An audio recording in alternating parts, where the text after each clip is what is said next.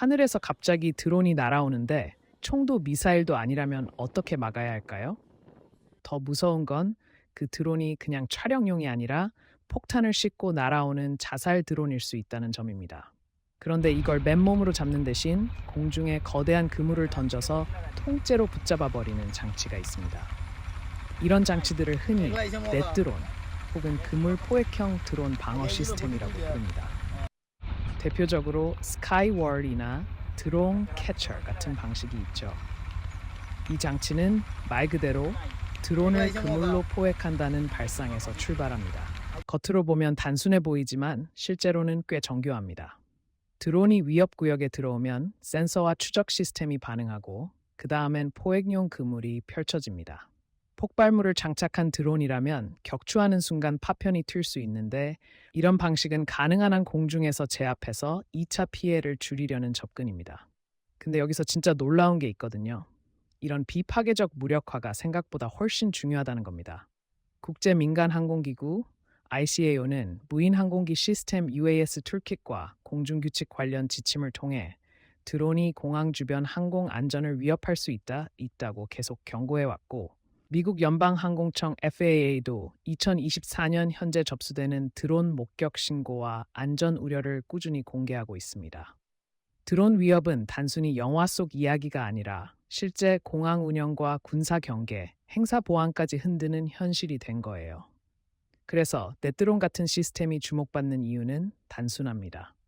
부숴버리는 것보다 안전하게 잡는 것이 더 어려운 시대가 됐기 때문입니다. 예를 들어 군사 방어 현장에서는 드론이 적외선 회피나 저고도 비행으로 접근할 수 있어서 레이더만으로는 놓치는 경우도 있습니다. 이럴 때 이런 그물 포획 방식은 비교적 낮은 고도에서 접근하는 소형 드론에 대응하는 보조 수단이 될 수 있습니다. 실제로 미국 국토안보부와 FBI는 소형 무인기 대응 자료를 통해 위협이 점점 더 정교해지고 있다고 강조해 왔습니다. 자, 그러면 이게 왜 중요하냐면요. 드론 방어는 이제 쏘아 떨어뜨리는 기술만의 싸움이 아니기 때문입니다.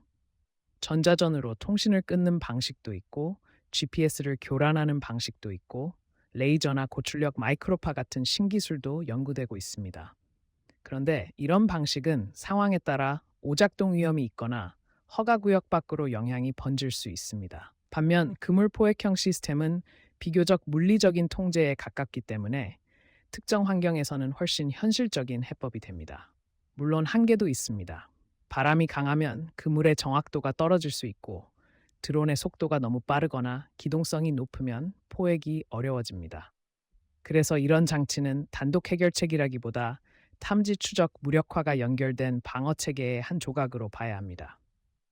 실제로 2023년 루이시는 우크라이나 전쟁을 분석한 보고서들에서 드론 위협 대응이 단일 장비가 아니라 계층형 방어 체계로 운영돼야 한다고 짚었습니다. 그런데도 사람들은 왜 이런 장치에 계속 끌릴까요? 아마도 답은 간단합니다. 하늘에서 내려오는 위협을 더 큰 폭발이 아니라 더 정교한 제어로 막아낸다는 발상이 꽤 인간적이기 때문입니다. 파괴보다 회수, 격추보다 포획. 넷드론은 드론 전쟁 시대에 우리가 어떤 방식의 방어를 선택할지 보여주는 상징 같은 기술입니다. 결국 미래의 방어는 더 센 무기를 만드는 경쟁이 아니라 얼마나 조용하고 정확하게 위험을 멈추느냐의 싸움이 될지도 모릅니다. 그리고 그 시작점에 공중에서 그물을 펼치는 작은 아이디어 하나가 있습니다.